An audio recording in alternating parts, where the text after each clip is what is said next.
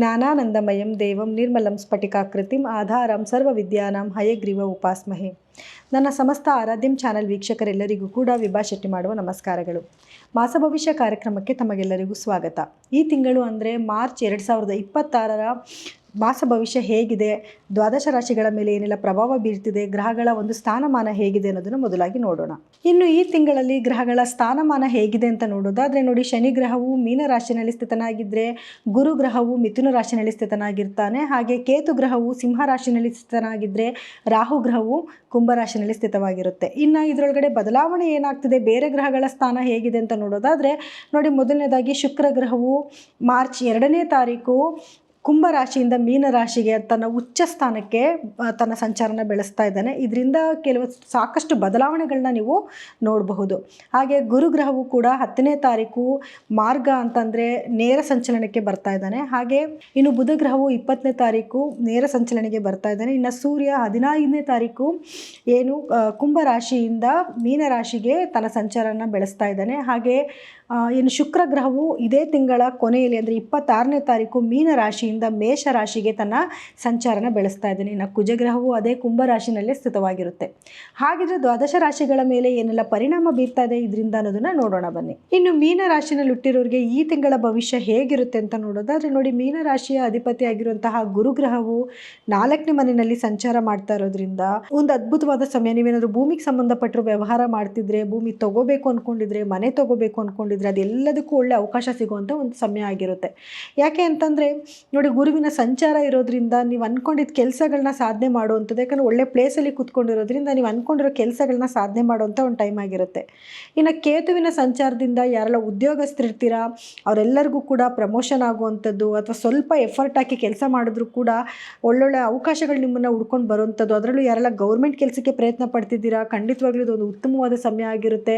Competitive exams ಏನಾದರೂ ಬರೀತಿದ್ದೀರಾ ಅಂತಂದರೆ ಈ ಟೈಮಲ್ಲಿ ನೀವು ಎಕ್ಸಾಮ್ಸ್ನ ಬರ್ಕೊಂಡ್ರೆ ಖಂಡಿತವಾಗ್ಲೂ ಒಳ್ಳೆ ಮಾರ್ಕ್ಸ್ನ ತಗೊಳ್ಳೋದು ಅಥವಾ ಒಳ್ಳೆ ರೇಟಿಂಗ್ಸ್ ಬರುವಂಥ ಸಾಧ್ಯತೆಗಳಿರುತ್ತೆ. ಕೆಲಸದ ಹುಡುಕಾಟದಲ್ಲಿ ಯಾರೆಲ್ಲ ಇದ್ದೀರಾ ಅವರೆಲ್ಲರಿಗೂ ಕೂಡ, ಅದರಲ್ಲೂ ಗೌರ್ಮೆಂಟಿಗೆ ಸಂಬಂಧಪಟ್ಟಿದ್ದ ಕೆಲಸಗಳನ್ನು ಹುಡುಕಾಡ್ತೀರಿ, ಖಂಡಿತವಾಗ್ಲೂ ಕೆಲಸ ಸಿಗುವಂಥ ಒಂದು ಸಾಧ್ಯತೆಗಳು ಜಾಸ್ತಿನೇ ಇರುತ್ತೆ.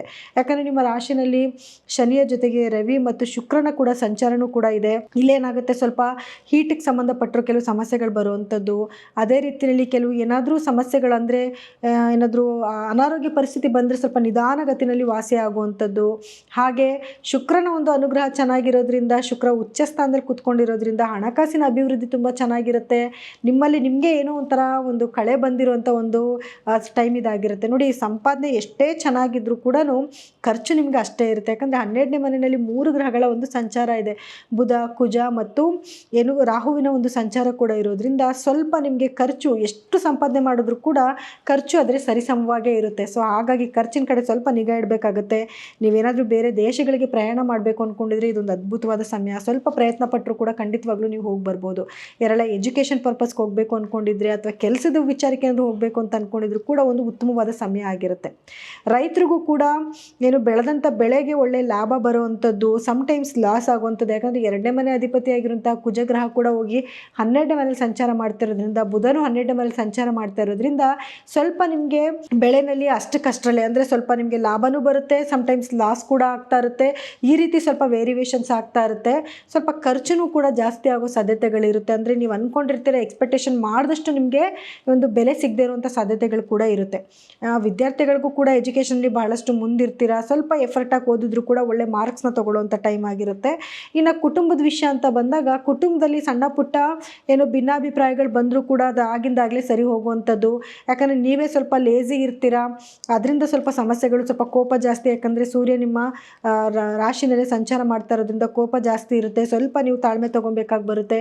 ಪ್ರತಿದಿನ ನೀವು ಒಂದು 10 ನಿಮಿಷ ಮೆಡಿಟೇಷನ್ ಮಾಡಿ. ಪ್ರತಿ ಶನಿವಾರ ಅಥವಾ ಸೋಮವಾರ ದಿವಸ ಶಿವನ ದೇವಸ್ಥಾನಕ್ಕೆ ಹೋಗಿ ಒಂದು ಜಲಾಭಿಷೇಕ ಮಾಡಿಸ್ಕೊಳ್ಳಿ. ಇದು ಖಂಡಿತವಾಗ್ಲೂ ನಿಮಗೆ ಒಳ್ಳೆಯದಾಗತ್ತೆ.